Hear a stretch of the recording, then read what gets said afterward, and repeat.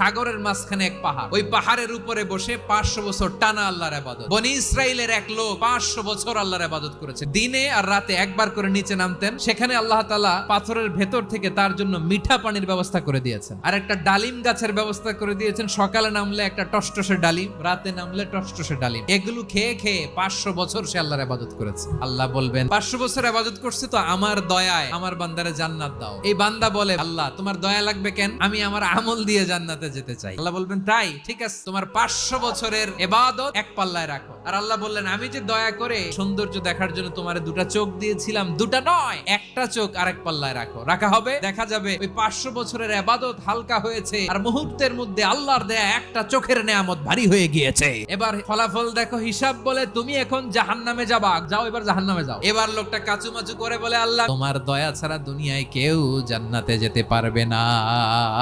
সাগরের